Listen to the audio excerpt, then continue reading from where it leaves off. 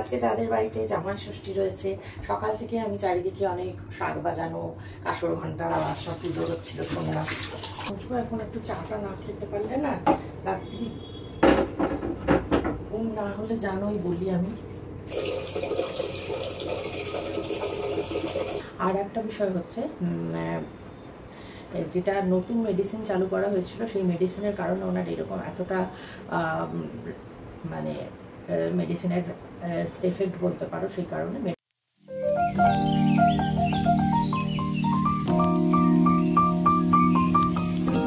শুভ সকাল বন্ধুরা, আবার এলাম তোমাদের সামনে একটা নতুন দিনে, নতুন সকাল। আজ হচ্ছে 1 জুন, রবিবার, আর এখন বাজলো 7:27।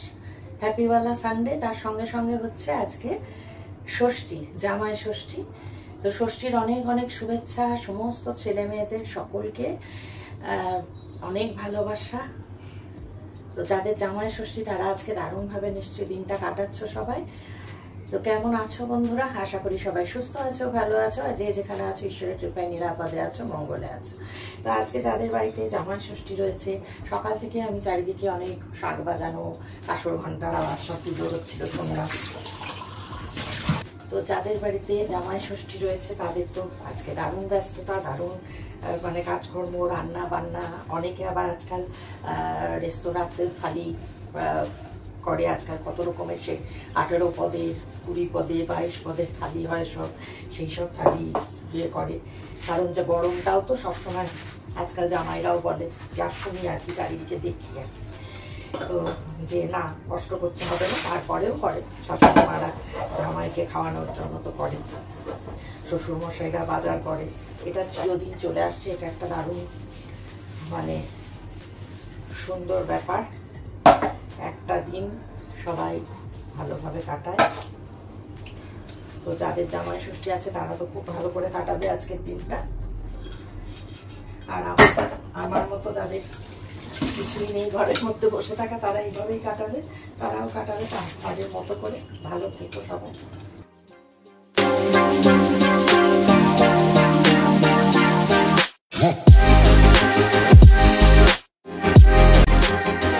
না হলে খুব কষ্ট।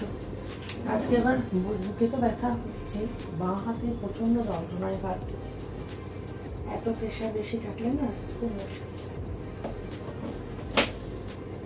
কিছু করার নেই।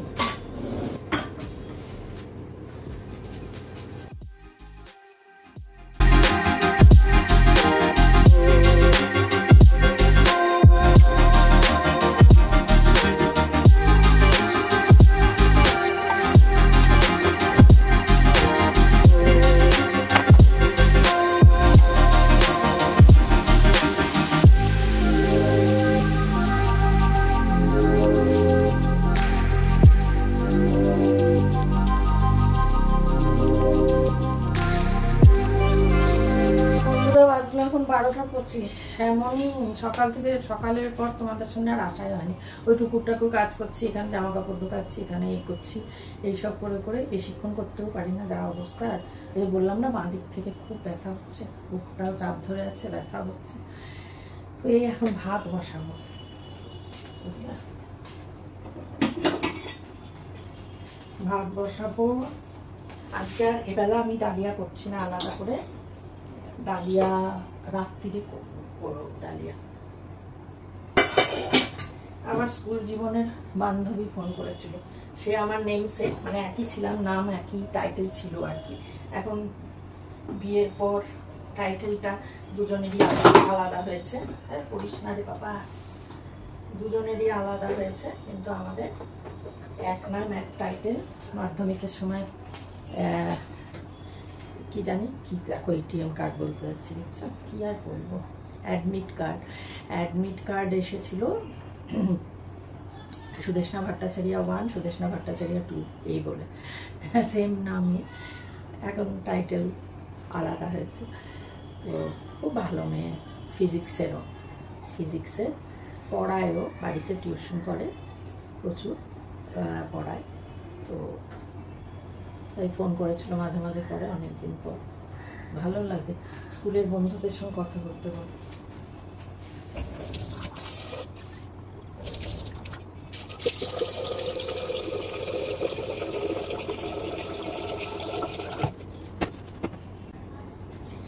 ভাতটা বসিয়েই দিই, 12:30 বাজলো তো, ভাতটা বসিয়েই দিই।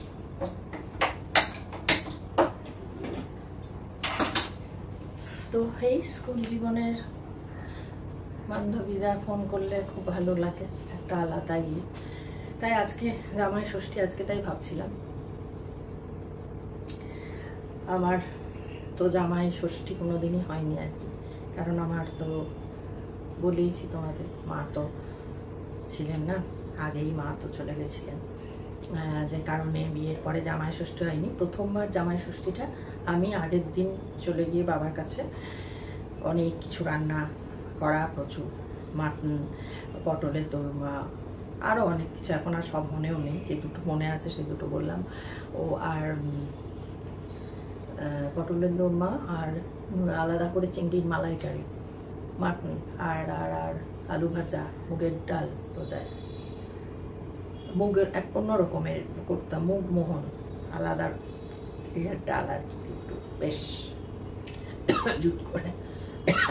এমনি বিষম খাচ্ছি, কি গাল মন্দ করছি কে জানে। তো মনে আছে প্রথমবার জামাই ষষ্ঠী ওইভাবে আমি নিজে গিয়ে নিজেই শাশুড়ি হয়ে গেছিলাম আর কি, সেই ভূমিকা করতে গেলো, কি আর করা যাবে, যাদের নেই। তো জামাই ষষ্ঠীটা আমি পাইনি, আর আমার হবে কিনা সেটা আমি জানি না, মানে সেই জানি না। তো যাই হোক, এইরকমই এইভাবেই কাটছে।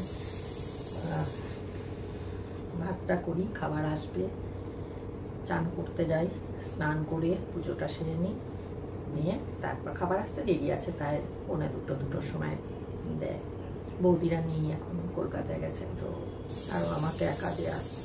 1 তারিখ থেকে বন্ধ রাখবেন বলেছিলেন, তারপর বললেন না আপনাকে আমি দিচ্ছি কদিন, পরে 6 তারিখ বন্ধ থাকবে, তারপরে কবে কবে বন্ধ থাকবে বলে দেবেন।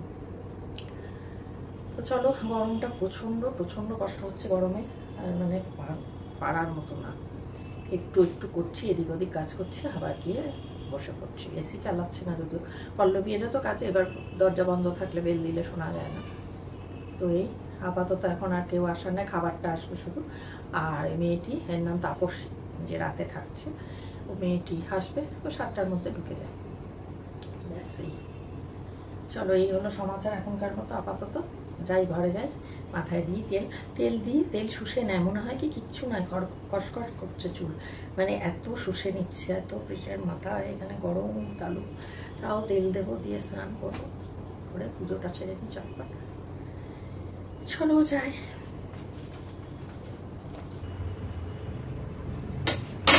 বন্ধুরা, বাজলো এখন 1:26। এই ব্লগটা গতকাল শুরু করেছিলাম, যথারীতি শেষ করতে পারিনি।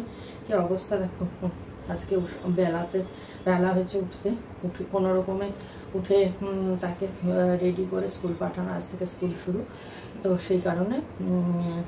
আর আমি নিজে আর কি 11:30টার পর চা খাওয়া কমপ্লিট করলাম, দেরি আজকে। তো বিকেলে বেরোতেই হবে, হয়তো কেন বেরোতেই হবে, ওদের স্যালারি দেওয়ার জন্য। ওটা তো অনলাইন পেমেন্ট নেয় না কেউ, তাই টাকার জন্য আমাকে এটিএম একটু যেতেই হবে। তো এই ব্লগটা শেষ করা হয়নি, তাই ব্লগটা শেষ করব, তাই ভাবলাম একটা কথা বলার, যেটা 2-1জন কমেন্ট করেছো যে এরকমভাবে কীভাবে চাকরি করছে, এরকমই, তাই জন্য সরকারি স্কুলগুলোর এরকম অবস্থা। প্রথম কথা, একজনকে দেখে সবাইকে বলাটা হয়তো ঠিক না, সব মাস্টারমশাই এরকমভাবে করছেন, এরকমটা ভাবার কোনো কারণ নেই। আর একটা বিষয় হচ্ছে, যেটা নতুন মেডিসিন চালু করা হয়েছিল, সেই মেডিসিনের কারণে ওনার এরকম এতটা মানে মেডিসিনের এফেক্ট বলতে পারো, সেই কারণে মেডিসিনটা 2 দিন ধরে স্টপ রেখেছি বলে এখন আবার চলাফেরা মানে করতে পারছেন। আর যখন একদমই পারেন না বা সেরকমভাবে চলার মতন থাকেন না, তখন কখনোই স্কুলে যান না, তখন লিভ নেন, এবং যার ফলে ওনার প্রচুর মেডিকেল মানে লিভ পেরিয়ে গেছে, এমনি ছুটি ওই জন্য অনেক কম রয়েছে বেঁচে। তার কারণ বা যখনই অসুস্থ বেশি রকম হয়েছেন তখনই ছুটি, অসুস্থ যেমন তেমন করে গিয়ে করছেন এটা নয়। আর এখনও পর্যন্ত অফিসিয়াল কোনো কমপ্লেন যেহেতু আসেনি, অফিসিয়াল বা আনঅফিসিয়াল কোনো রকম কমপ্লেনই আমার কাছে আসেনি।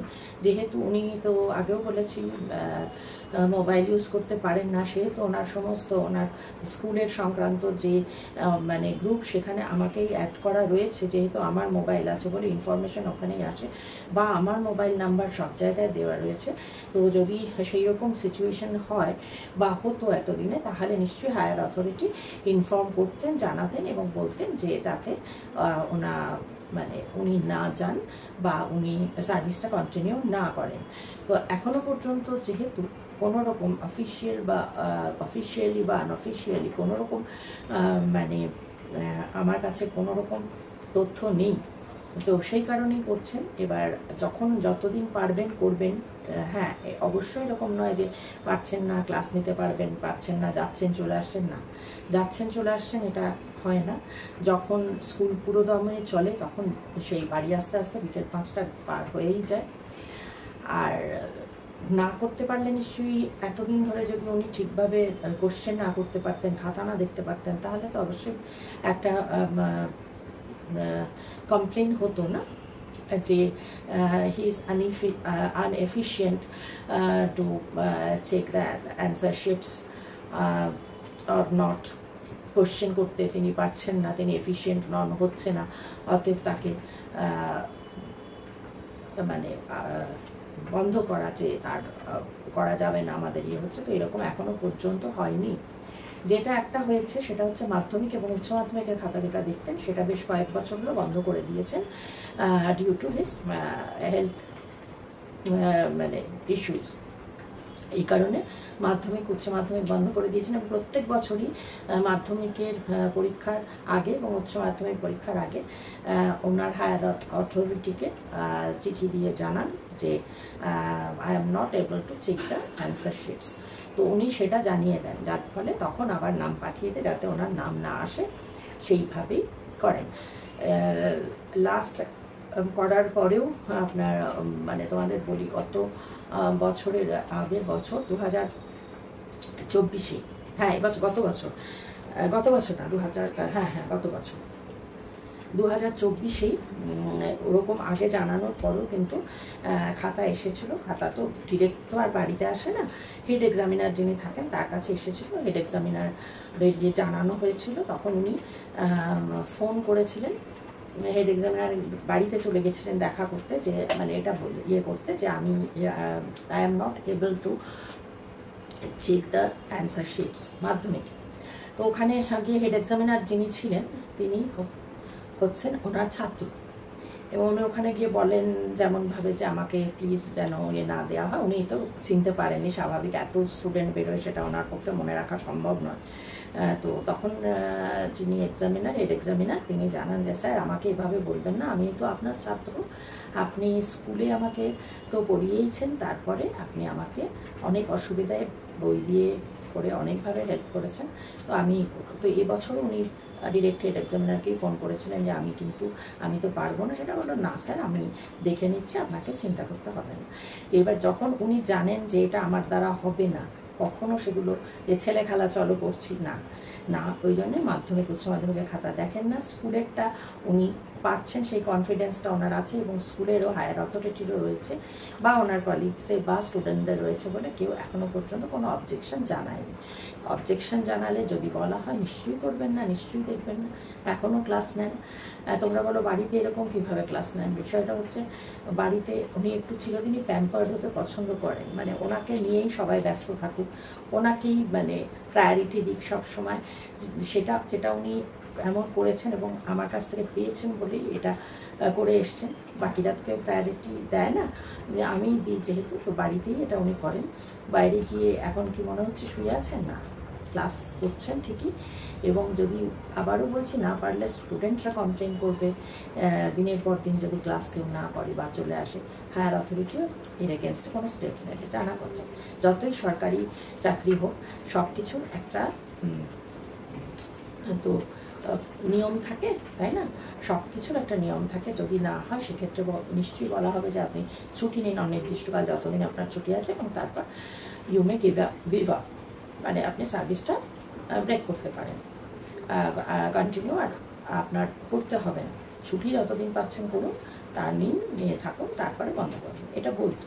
এখনও বলেনি, যতদিন না বলছি বা যতদিন না এরকম তারা মনে করছে যে না উনি পারছেন না, পারবেন না, he is not capable at all, তো সেক্ষেত্রে নিশ্চয়ই ব্যবস্থা করবেন। আর তখন নিশ্চয়ই তোমরা, আমি যদি ইউটিউবে থাকি, নিশ্চয়ই জানতে পারবে যে উনি আর সার্ভিস কন্টিনিউ করছেন না। তো এইটাই ক্লিয়ার করে দিলাম। বাড়িতে দেখে বাইরেটা বোঝা যায় না, কারণ বাড়িতে অনেক কিছুই এমন করেন যেটা বাইরে গিয়ে উনি একদম শান্তশিষ্ট হয়ে সুবোধ বালক যেমন সেই রকম আর কি থাকেন। তো বাড়িটা দিয়ে বাইরেটা দেখা যাবে না, কারণ বাইরের বউ মানুষের সঙ্গে এত মিষ্ট ভাষায় কথা বলেন, যাতে অনেকেই হয়তো ভাবেন যে বউ বোধহয় খুব বাচ্চা।